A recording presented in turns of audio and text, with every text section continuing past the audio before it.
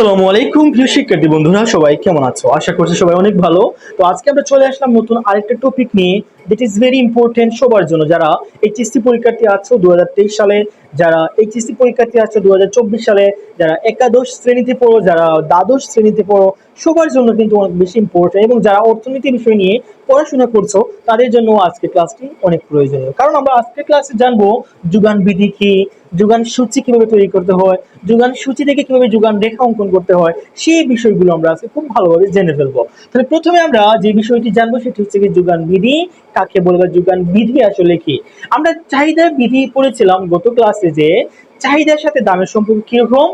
চাহিদার সাথে দামের সম্পর্ক বিপরীতমুখী, মানে একটি কমলে আরেকটি বাড়ে এবং একটি বাড়লে আরেকটি কমে, মানে একটার সাথে আরেকটা সম্পর্ক বিপরীতমুখী, মানে একটির সাথে আরেকটা সম্পর্ক কখনো সমমুখী নয়। মানে এরকম যে দাম যদি বাড়ে একটা দ্রব্যের, তাহলে ওই দ্রব্যটার চাহিদা কি হয়ে যায়, কমে যায়। আবার যদি একটা দ্রব্যের দাম কমে যায়, তাহলে ওই দ্রব্যটার চাহিদা বেড়ে যায়। তাহলে এখানে কিন্তু চাহিদা রেখা নয়, এবার চাহিদা বিধিও নয়, এটা হচ্ছে কি যোগান বিধি। যোগান বিধি হচ্ছে গিয়ে একটু বিপরীত বা একটু ভিন্ন ধারণা। যেমন হচ্ছে গিয়ে যোগান বিধি হচ্ছে গিয়ে সেটা যেখানে একটি দ্রব্যের দাম বাড়লে ওই দ্রব্যটির, মানে যে দ্রব্যটির দাম বাড়বে ওই দ্রব্যটির যোগান যেটি রয়েছে, যোগান যেটা রয়েছে ওইটা বেড়ে যাবে। মানে দামের সাথে যোগানের সম্পর্ক সমমুখী, মানে দাম যেরকম চলবে যোগানও ঠিক সেই রকম, কিন্তু পিছু পিছু চলবে। কিরকম? পিছনে পিছনে চলবে। আবার দাম যদি কমে যায় তাহলে যোগানও কমে যাবে। মানে এক কথায় আমরা যদি বলি তাহলে সেটা হচ্ছে গিয়ে কোন একটা দ্রব্যের দাম যদি বেড়ে যায় তাহলে ওই দ্রব্যটার কি হয়, যোগান যেটি রয়েছে যোগান সেটাও কিন্তু বেড়ে যায়। আবার কোন একটা দ্রব্যের দাম যদি কমে যায় তাহলে ওই দ্রব্যের যোগানও কমে যায়। যেমন আমরা একটা সূচি কল্পনা করতে পারি, যেমন একটা দ্রব্য যদি কল্পনা করি, সেই দ্রব্যটা হচ্ছে গিয়ে এক্স দ্রব্য। কিরকম? আগের মতোই ধরলাম এক্স দ্রব্য, এটা হচ্ছে গিয়ে এক্স দ্রব্য। তো এই দ্রব্যটার প্রাথমিক দাম ছিল কত? 50। কত ছিল? 50 টাকা। এবং আমরা ওখানে আগের যেটা রয়েছে সেটা ছিল গিয়ে কিউডি বা চাহিদার পরিমাণ। আমরা এখানে দিব কিউএস বা যোগানের পরিমাণ। তো আমরা এই 50 টাকা দিয়ে আমরা কতটুকু পরিমাণ যোগান, মানে আমার যোগানটা কতটুকু ছিল? 50 টাকার যোগান। 50 টাকার যোগান ছিল গিয়ে আমার এরকম, যে ধরলাম আমি এখানে 4 একক। কত একক? 4 একক আমার যোগান ছিল 50 টাকা দিয়ে। তো আমি আগে কি বলেছিলাম, যে কোন একটা দ্রব্যের যদি দাম বেড়ে যায় তাহলে কিন্তু ওই দ্রব্যটার যোগানও বেড়ে যায়। আবার কোন একটা দ্রব্যের যদি দাম কমে যায় তাহলে সেই সাথে সাথে ওই দ্রব্যটির যোগানও কমে যায়। যেমন এখানে এক্স দ্রব্য 50 টাকা যখন প্রাথমিক অবস্থায়, তখন এই যে এখানে যোগান আছে না, যোগানটা হচ্ছে গিয়ে 4 একক। কত একক? 4 একক। এখন যদি এখানে দামটা বৃদ্ধি পায় 50 টাকা থেকে, এক্স দ্রব্যের দামটা হয়ে গেল 70 টাকা। কত? 70 টাকা হয়ে গেল। তখন কিন্তু কি হবে না, চাহিদার মতো করে এখানে দাম বৃদ্ধি পাওয়ার সাথে সাথে এখানে যে চাহিদার পরিমাণটা কমে যায় এরকম কিছু হবে না। এখানে দাম বৃদ্ধি পাওয়ার সাথে সাথে যোগানের পরিমাণটাও বৃদ্ধি পাবে। কি হবে? বৃদ্ধি পাবে। তার মানে কি, এখানে 4 থেকে আমরা বাড়িয়ে ধরলাম 6 একক করে ফেললাম। তাহলে কি বুঝতে পারলা, যে যোগান বিধি হচ্ছে কি সেটা যেখানে কোন একটা দ্রব্যের দাম বৃদ্ধি পেলে ওই দ্রব্যের যোগান কি, ওই দ্রব্যের যোগানও বৃদ্ধি পায়। আবার কোন একটা দ্রব্যের দাম যখন হ্রাস পাবে তখন ওই দ্রব্যের যোগান হ্রাস পাবে, মানে কমে যাবে। কারণ আমরা কি বুঝতে পেরেছি, যে যোগান বিধি হচ্ছে গিয়ে দামের সাথে যোগানের সম্পর্ক সমমুখী, আর চাহিদা বিধি হচ্ছে গিয়ে দামের সাথে চাহিদার সম্পর্ক বা চাহিদার পরিমাণের সম্পর্ক বিপরীতমুখী। তো আমরা চলো এই যে এটা তো বুঝে ফেললাম যে যোগান বিধি আসলে কি। তো এইটা বুঝার পর আমরা এখন একটা সূচি তৈরি করি। সূচি তৈরি করে আমরা এখন যোগান রেখা অঙ্কন করে ফেলি। তো চলো আমরা শুরু করে ফেলি, এটা মানে একটা সূচি তৈরি করে ফেলি। আমরা এখানে খুব সুন্দর করে যোগান সূচি তৈরি করে ফেলেছি। আগে যেরকম দেখিয়েছিলাম যে কোন একটা দ্রব্যের দাম বৃদ্ধির সাথে সাথে কি হবে, যোগানটাও বৃদ্ধি পাবে। তো এইরকম সমমুখী দামের সাথে যোগানের সম্পর্ক সমমুখী বা পরিমাণের সম্পর্ক সমমুখী, এরকম একটা সূচি তৈরি করে ফেলেছি। দেখো এখানে সূচিটা যদি একটু আমরা লক্ষ্য করি বা অবজার্ভ করি তাহলে আমরা কি বুঝতে পারি, যখন প্রাথমিক অবস্থায় দাম যখন ছিল 1 টাকা, কত? 1 টাকা, তখন যোগানের পরিমাণ কত ছিল? 5 একক। আমরা এখানে একক লিখতে পারি, এটা আমরা একক দিতে পারি চাইলে, একক।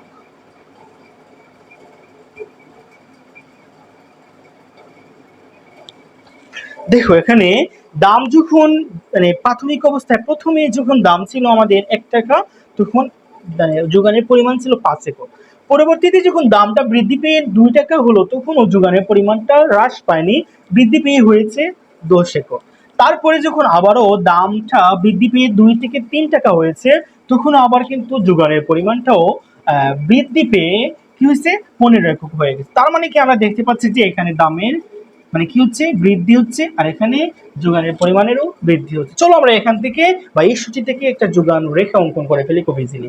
তো প্রথমে আমরা কি করব, যোগান রেখা অঙ্কন করার পূর্বে আমরা প্রথমে শুরুতেই একটা ভূমি অক্ষ আঁকবো। কি এই যে ভূমি অক্ষ মানে নিচের দিকে একটা ভূমি অক্ষ এভাবে এঁকে ফেলবো।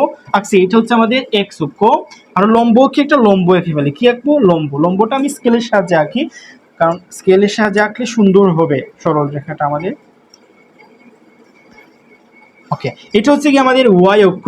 এখানে আমরা হচ্ছে কি কেন্দ্রবিন্দু, এখানে দুইটা সরল রেখা এখানে কি হয়েছে ছেদ করছে, সো এটা হচ্ছে কেন্দ্রবিন্দু 0। এখান থেকে এক্স এক্স অক্ষ এটা শুরু হবে এক্স বিন্দু, আর এখান থেকে আবার ওয়াই বিন্দুটাও শুরু হবে। তো এখানে আমরা কি করব দেখো, ভূমি অক্ষে আমরা কি ধরবো, পি মানে দাম ধরবো। তো আমরা এখানে ওয়াইটা না ধরে আমরা এখানে পি ধরতে পারি। আচ্ছা পি ধরতে পারি, আচ্ছা ওয়াই ধরে ফেলি, বাট এখানে আমরা দাম ধরবো। কি ধরবো, লম্বকে আমরা পি সমান দাম ধরবো। ওকে আচ্ছা ওকে, তারপর এখানে আমরা কি ধরবো, কিউএস। কি কিউএস মানে পরিমাণ, মানে যোগানের পরিমাণ ভূমি অক্ষে ধরবো। এখানে আমরা 1 2 3 টাকা করে সুন্দর করে এখানে নিয়ে নিই। ওকে তাহলে দেখো এখানে 1 2 3 4, এখানে আমি 4টা দিয়ে দিলাম চিহ্ন, সমান করে স্কেলের সাহায্যে দিবা। আপনারা যখন লিখবা তখন কি করবা, স্কেলের সাহায্যে খুব সুন্দর করে দিয়ে দিবা। 1 2 3 4 দিয়ে দিচ্ছি।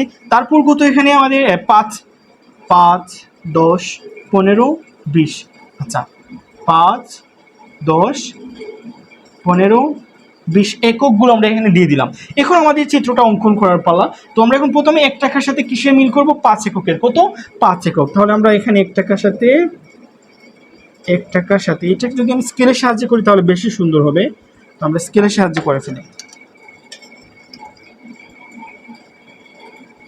এই যে আমরা সুন্দর করে এঁকে ফেলি,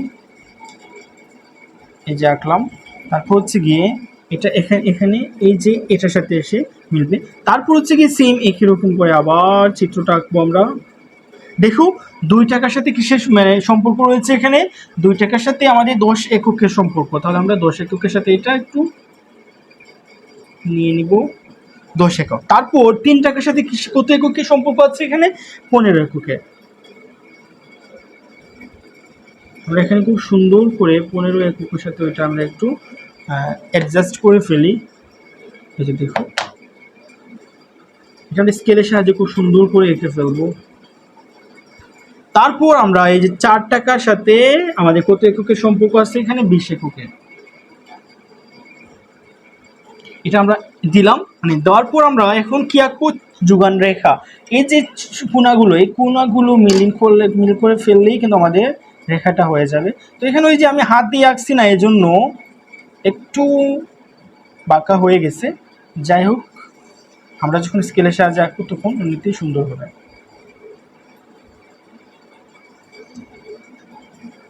এই যে আমাদের যোগান রেখা, এই যে আমরা রেখা আঁকলাম না, এটা হচ্ছে আমাদের যোগান রেখা। তাহলে আমরা এখানে দিয়ে দিব এস এস, এটা হচ্ছে এস এস, এখানে এ দিব, বি সংমিশ্রণ বি সি ডি, এটা হচ্ছে আমাদের সংমিশ্রণ মানে বিন্দু, একটা বিন্দু একটা বিন্দু একটা বিন্দু। প্রত্যেকটা বিন্দু বা প্রত্যেকটা সংমিশ্রণ দ্বারা কতটুকু যোগানের পরিমাণ, কতটুকু দাম বা দামের কতটুকু দামটা এখানে দেখাচ্ছে সেটা আমরা ব্যাখ্যার মাধ্যমে দেখিয়ে দিব। তাহলে এখানে আমরা যে যোগান রেখাটা আঁকলাম, যোগান বিধি বুঝলাম, যোগানের সূচি কীভাবে তৈরি করতে হয় সেটাও আমরা খুব ভালো করে বুঝে ফেলেছি।